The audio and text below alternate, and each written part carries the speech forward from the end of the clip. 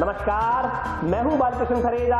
आप देख रहे हैं डेली लाइव। आइए नजर डालते हैं आज के मुख्य समाचारों पर।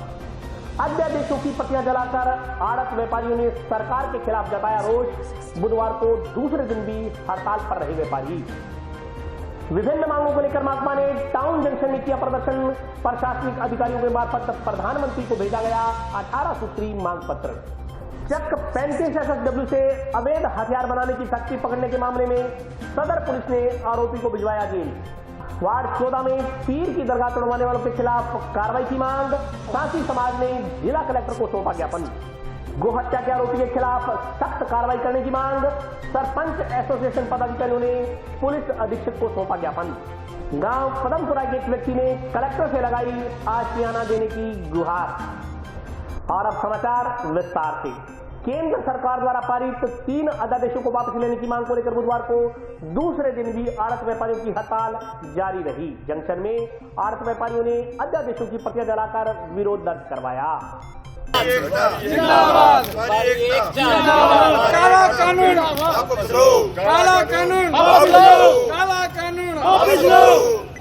मंडी टैक्स व कृषक कल्याण फीस के विरोध में जिले भर की अनाज मंडियां बुधवार को दूसरे दिन भी बंद रही। 4 दिवसीय हड़ताल के दूसरे दिन जंक्शन धान मंडी में व्यापारियों ने अपनी दुकानें बंद रखकर व्यापार संघ, व्यापार मंडल व फूड ग्रेन के बैनर तले केंद्र सरकार की ओर से पारित किए गए तीनों अध्यादेशों की प्रतियां जलाकर विरोध जताया। इस मौके पर व्यापारिक संगठनों के पदाधिकारियों ने कहा कि यह अध्यादेश काला कानून है, जिसके जरिए कच्चे आड़तियों व किसान को दूर करने का प्रयास किया जा रहा है। 3 अध्यादेश से किसान, कच्चे आड़तिये, तोला, हमाल व पल्लेदारों के धंधे पर विपरीत प्रभाव पड़ेगा। किसान की कृषि जिन्स गांव में सीधे विक्रय होगी। इससे किसान का माल सस्ता बिकेगा। भुगतान को लेकर भी आए दिन झगड़े होंगे। इसकी आड़ में केंद्र सरकार समर्थन मूल्य खत्म करना चाहती है। यदि न्यूनतम समर्थन मूल्य को समाप्त किया जाता है तो किसान बर्बाद हो जाएंगे। व्यापारियों ने कहा कि बाजार में उनकी कृषि जिन्स औने पौने दामों पर बिकेगी। बड़ी कंपनियों का बाजार पर एकाधिकार हो जाएगा। सरकार की ओर से मंडियों में किया गया विकास ठप हो जाएगा।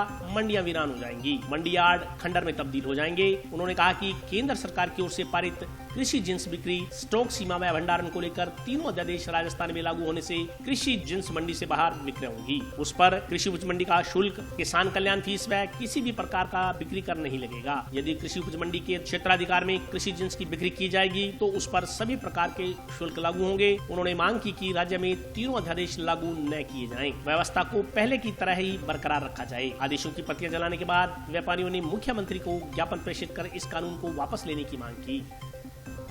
वो कानून का रूप देने के खिलाफ है। आज दूसरे दिन भी हनुमानगढ़ जंक्शन धान मंडी की सभी दुकानें बंद है। कारोबार पूर्णतया बंद है। कोई किसी प्रकार की बोली वगैरह नहीं हो रही है। आज इसके विरोध के अंदर काले कानून की प्रतियां जलाई गई और इसका ज्ञापन दिया गया।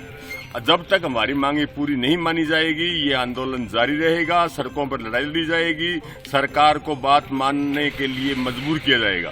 जो 3 अध्यादेश सेंट्रल गवर्नमेंट लेके आई है उसके विरोध में हमारी हड़ताल 4 दिन से चल रही है।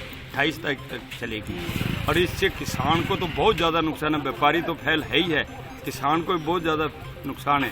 फिर गवर्नमेंट जो MSP रेट बांध रही है उस पर माल नहीं खरीदेगी। क्यों? इसका एक ही तरीका है कि व्यापारी से, किसान से इनको आपस में अलग कर दो।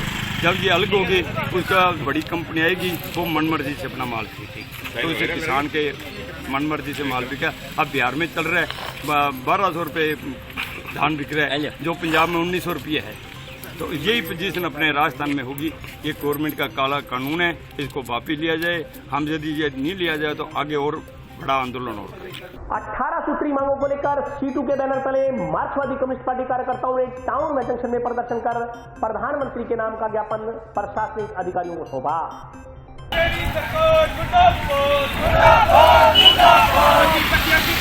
करना बंद करो, बंद करो, बंद करो।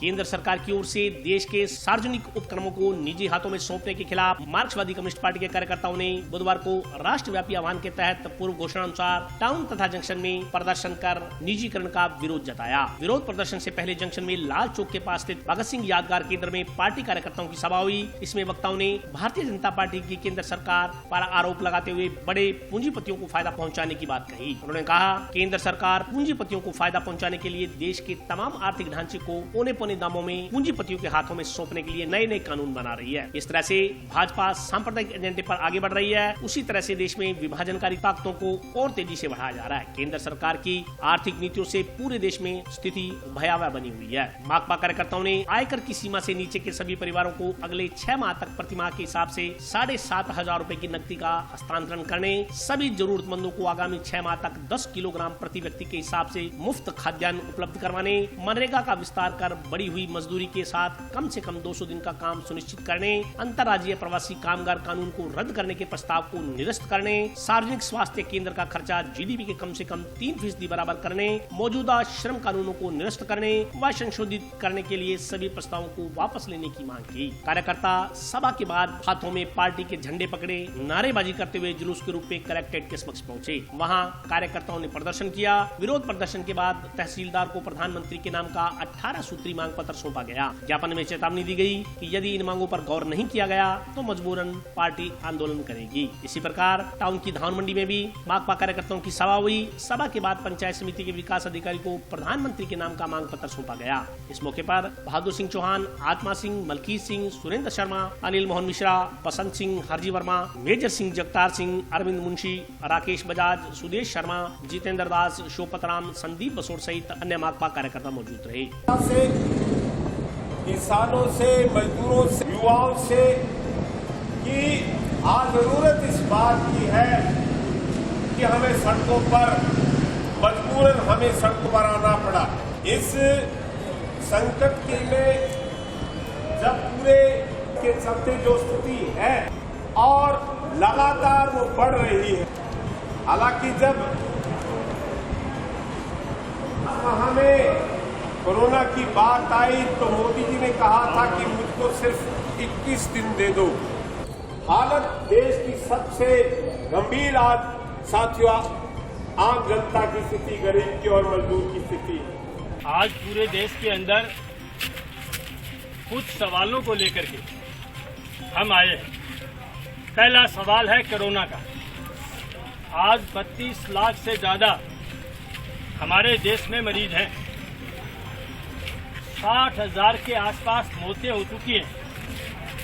ये स्थिति राजस्थान की है कि 1,000 के आसपास मौतें हैं और 73,000 से ऊपर यहाँ कोरोना के पॉजिटिव हैं। ये सारी देन हमारे देश के आदरणीय प्रधानमंत्री मोदी जी की है।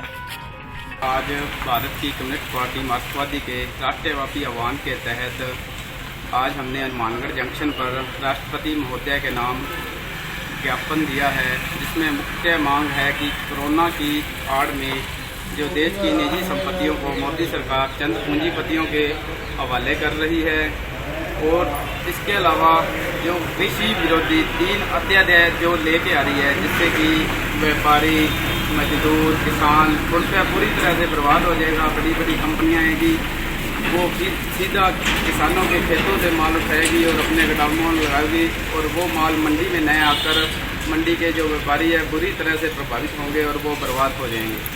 और इसके अलावा जो मध्यम वर्ग है, मजदूर वर्ग है, जो गरीब वर्ग है, उसको मोदी सरकार 7,500 रुपये नगद राशि दे।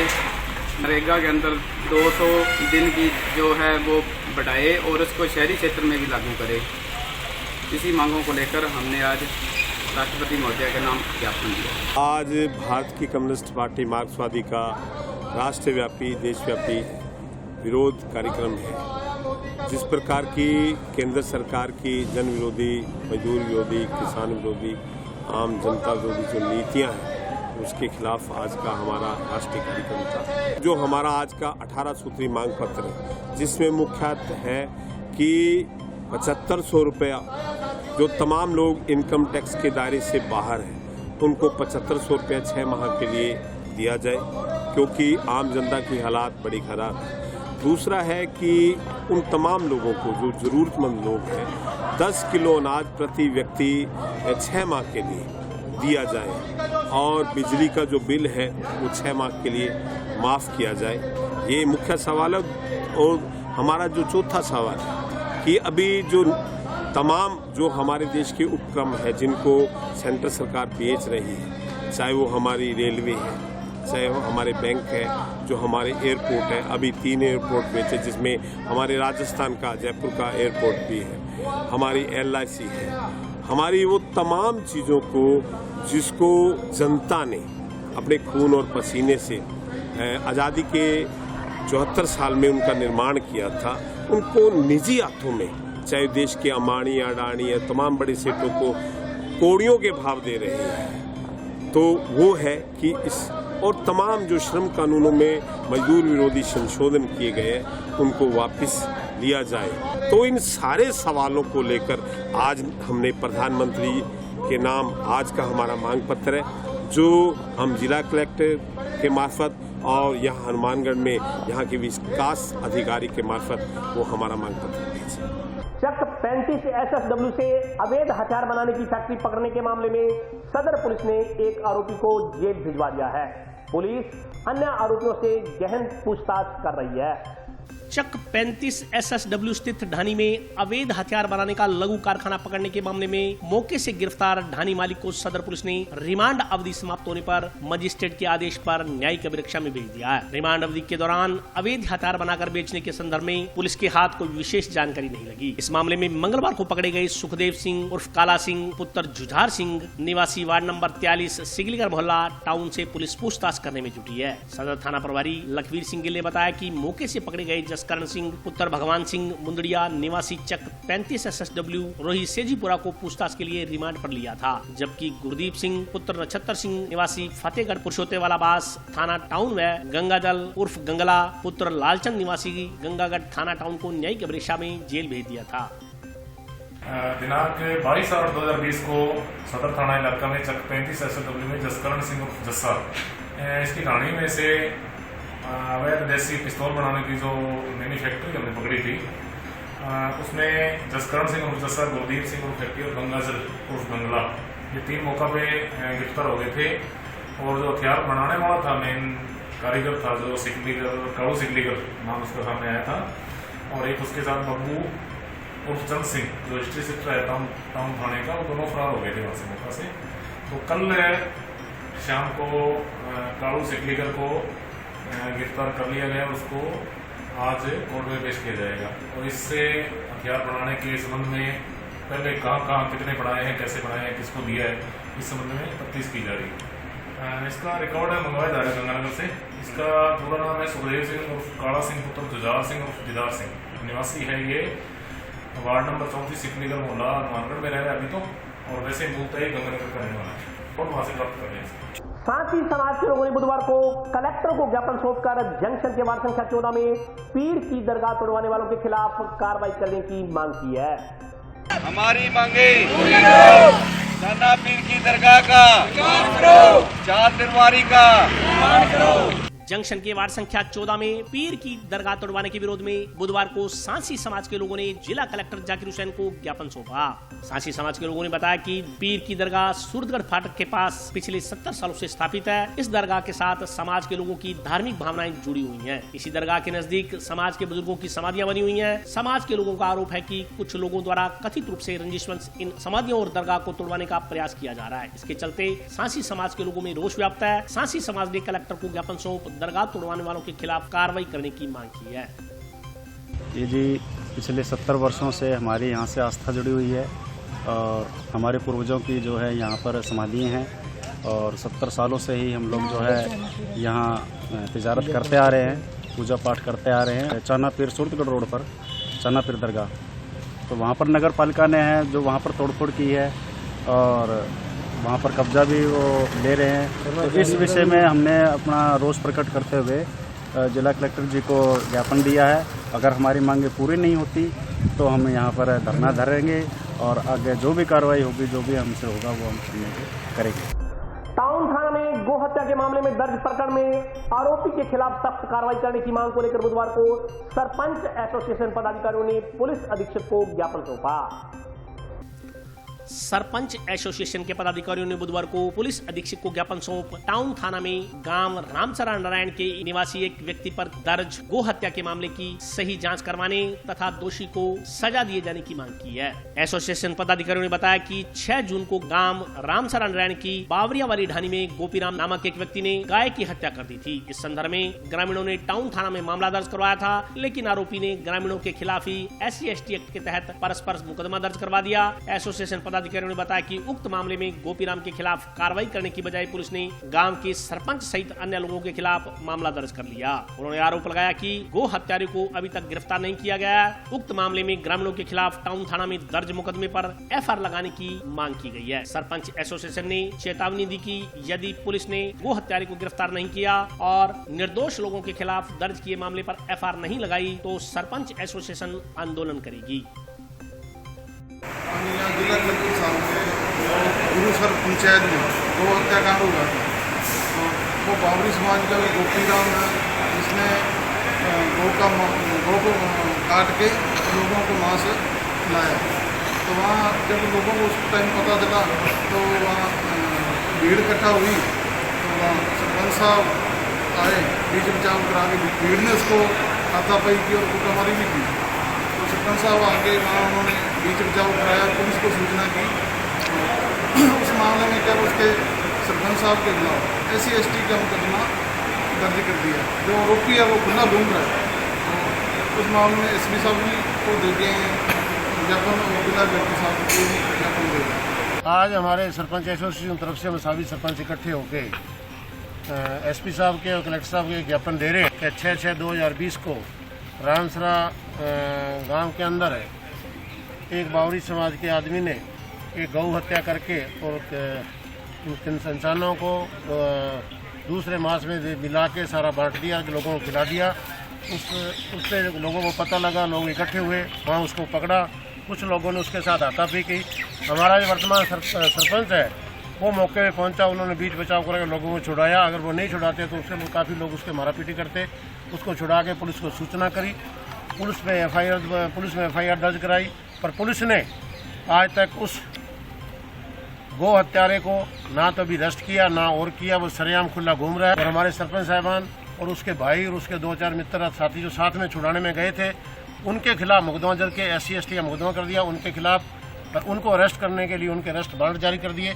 हम उसके लिए आए हैं कि एक जनप्रतिनिधि होके जो एक बीच बचाव में जाके उसको छुड़ाया और सब कुछ किया, उसके खिलाफ तो मुकदमा दर्ज कर दिया। और जो आदमी मुलजिम है, एक बावरी समाज का आदमी जिसने आज गौ मांस काट के बेच के लोगों को खिला दिया, हिंदू समाज को खिला दिया, जो बहुत ही घिनौना अपराध है, उसके खिलाफ कोई कार्रवाई नहीं की। आज तो उसने गौ मांस गोल काटी है, कल को क्या पता कि क्या क्या काटेगा, किसानों के बच्चे काटेगा, क्या नहीं काटेगा। इससे पहले उसने अपनी कितनी गौ काट के इंसानों को खिलाई है, हिंदू समाज को, हिंदू धर्म को भ्रष्ट किया है। तो हम यही चाहते हैं कि हमारा सरपंच एसोसिएशन की तरफ से हमारे सरपंच महोदय जो जनप्रतिनिधि है, उनके खिलाफ जो झूठा मुकदमा SC/ST का मुकदमा बना है उसको बंद करके उसके पे FIR लगाई जाए। और जो सरेआम खुला लोगों को धमकियां देता हुआ है, हमारे सरपंच को धमकियां दे रहा है, उसके परिवार को धमकियां दे रहा है कि मेरा तुमने क्या कर दिया, मैं खुला घूम रहा हूँ, उसको अरेस्ट करे, उसको अंदर करे। और अभी वक्त है ब्रेक का, हाजिर होता हूँ छोटे से ब्रेक के बाद।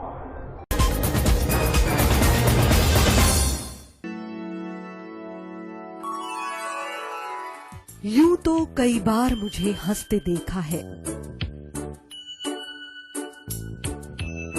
पर ये हंसी कुछ और है। ये गहना मुझ पर जचता है, पर ये महज एक गहना नहीं, ये रूपरेखा है मेरे मन की, हंसती खिलखिलाती लहरों की, जो आतुर थी अब तक मुझ पर सजने को। इसलिए ये गहना ही मेरा सच्चा श्रृंगार है, श्रृंगार है, श्रृंगार है।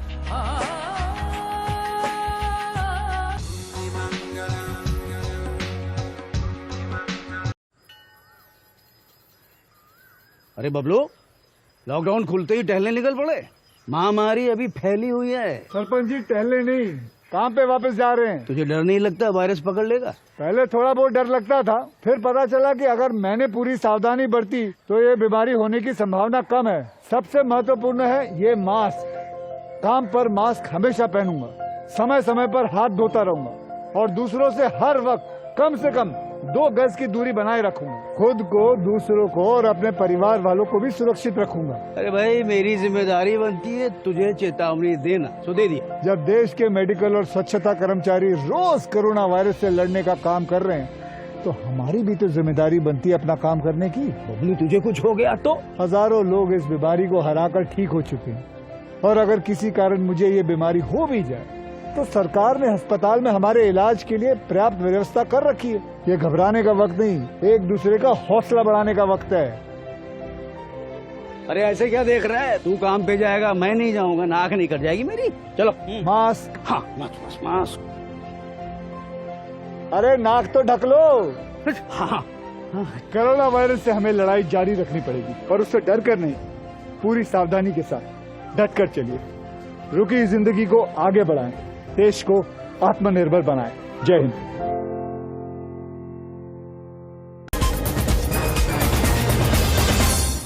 ब्रेक के बाद स्वागत है।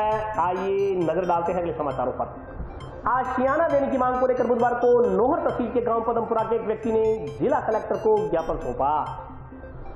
नोहर तहसील के गांव पदमपुरा निवासी एक व्यक्ति ने प्रशासन पर उसका मकान तोड़ने का आरोप लगाते हुए जिला कलेक्टर से आशियाना उपलब्ध करवाने की गुहार लगाई है। गांव पदमपुरा के रहने वाले भंवर लाल ने बताया कि नोहर तहसीलदार द्वारा गांव में मौजूद उसके मकान को जबरन तोड़वा दिया गया और घर में पड़ा सामान प्रशासनिक नुमाइंदे गाड़ी में डालकर ले गए। उक्त व्यक्ति का आरोप है कि इस संदर्भ में पूर्व में भी उन्हें कोई सूचना नहीं दी गई थी। भंवर लाल का कहना है कि प्रशासन द्वारा बिना नोटिस दिए जबरन मकान को तोड़वा दिया गया। सिर पर छत नहीं होने के कारण मजबूरन भंवरलाल और उसके परिवार को इधर उधर भटकना पड़ रहा। भंवरलाल ने बताया कि वह बेहद गरीब परिवार से है और आर्थिक बदहाली के चलते अपने परिवार को छत देने में समर्थ नहीं है। पीड़ित ने कलेक्टर को ज्ञापन सौंप उसे व उसके परिवार को रहने के लिए जगह उपलब्ध करवाने व जब्त किए गए सामान की बरामदगी करवाने की मांग की है।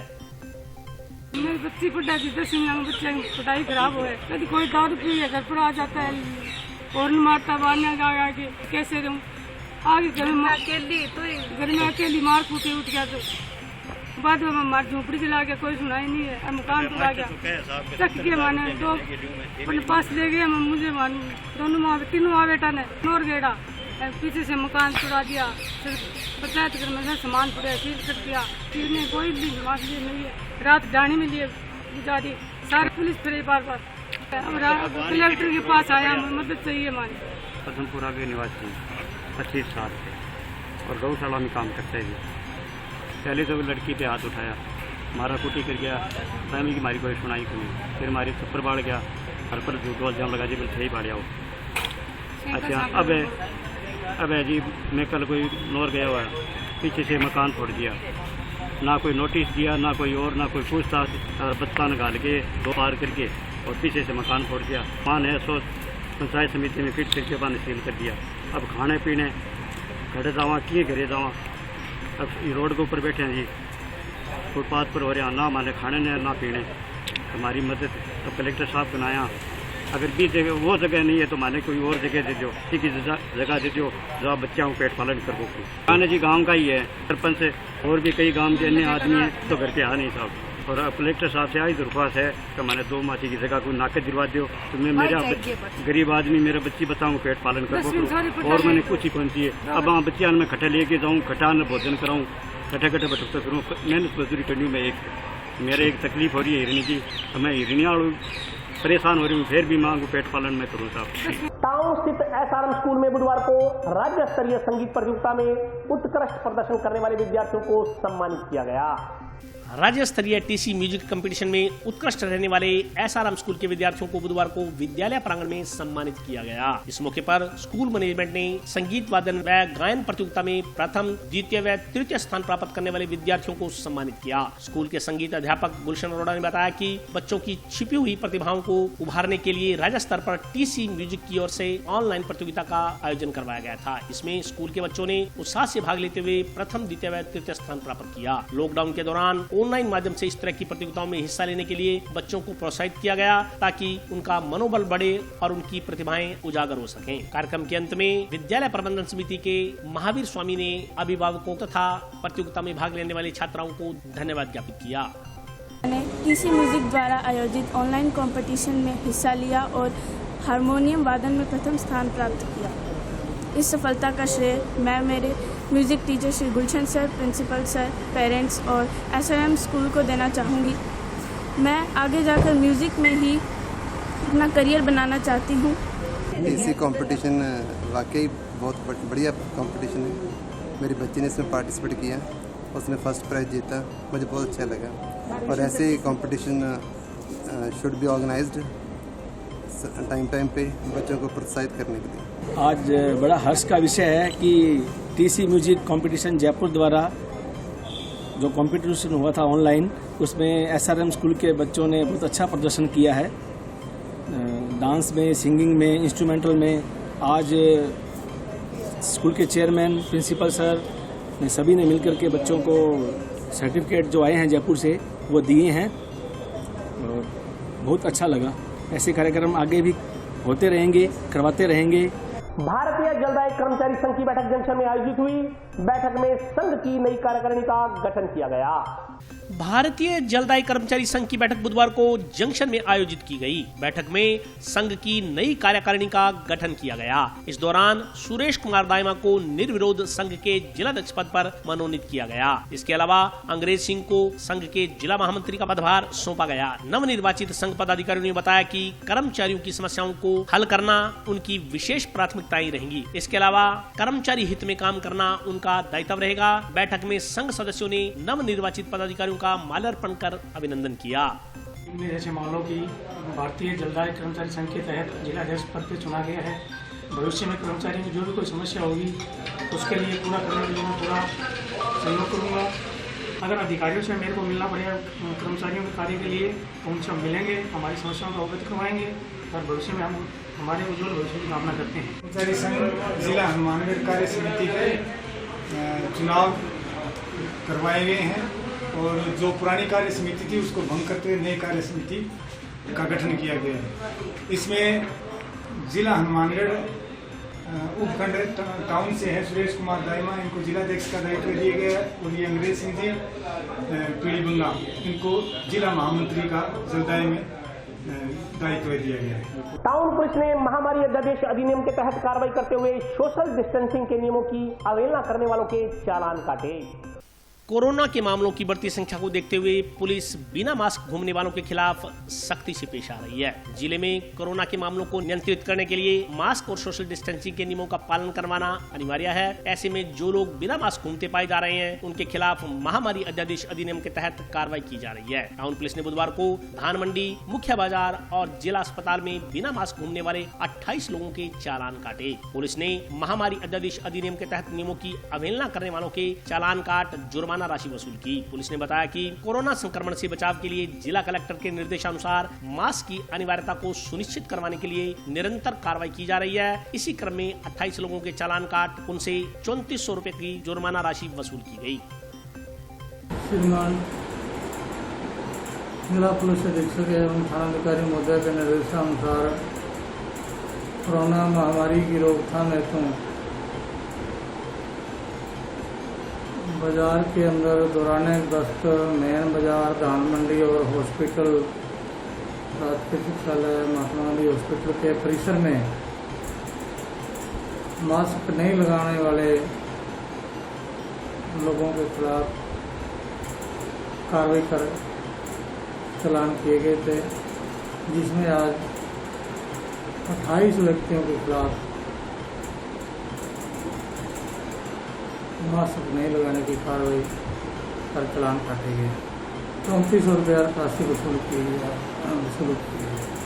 जो कोई भी हो जो मास्क नहीं लगाए हुए बाजार के अंदर घूम रहा है, जहाँ भी कोई इस तरह इकट्ठे बैठे हैं, चाहे कर्मचारी हो चाहे कोई भी हो, सबके खिलाफ। राष्ट्रीय युवक परिषद के सदस्यों ने जंक्शन स्थित शहीद बाबा दीप सिंह वाटिका में पौधारोपण किया। जंक्शन स्थित शहीद बाबा दीप सिंह वाटिका में बुधवार को राष्ट्रीय युवक परिषद द्वारा पर्यावरण संरक्षण के उद्देश्य से पौधारोपण किया गया। कार्यक्रम के मुख्य अतिथि तहसीलदार दानाराम मीना थे। इस दौरान परिषद सदस्यों ने वाटिका में 21 पौधे लगाकर उनकी सार संभाल का संकल्प लिया। परिषद सदस्यों ने बताया कि प्रधानमंत्री नरेंद्र मोदी द्वारा राष्ट्रीय स्तर पर शुरू की गई ग्रीन इंडिया की मुहिम के दृष्टिगत जिले भर में पौधारोपण किया जाएगा। अभियान के तहत हर सप्ताह शहर में सार्वजनिक स्थलों पर पौधे लगाए जाएंगे। उन्होंने कहा कि वर्तमान में बढ़ते प्रदूषण से प्रकृति को बचाने के लिए पौधारोपण ही एकमात्र विकल्प है। ऐसे में प्रत्येक व्यक्ति को पौधे लगाकर पर्यावरण संरक्षण में अपना महत्वपूर्ण योगदान जरूर देना चाहिए। राष्ट्रीय युवा परिषद के द्वारा 21 पौधे लगाए गए हैं, जिनकी सार संभाल इन्होंने खुद अपनी जिम्मे ली है और आगे भी भविष्य में लगातार काफ़ी दिनों से विश्वकर्मा मंदिर में 51 पौधे लगाए गए और जगह जगह इनके प्रयास जारी हैं। इनके एक सदस्य हैं जिनके 51 पौधे भी लगाए हैं रोड़ावाड़ी से।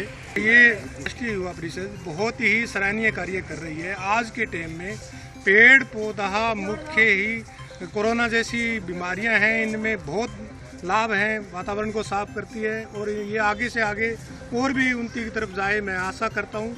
और ये बहुत ही सक्रिय काम कर रही है। और आज के लिए बस इतना ही। कल फिर हाजिर होता हूँ नए समाचारों के साथ। तब तक के लिए नमस्कार।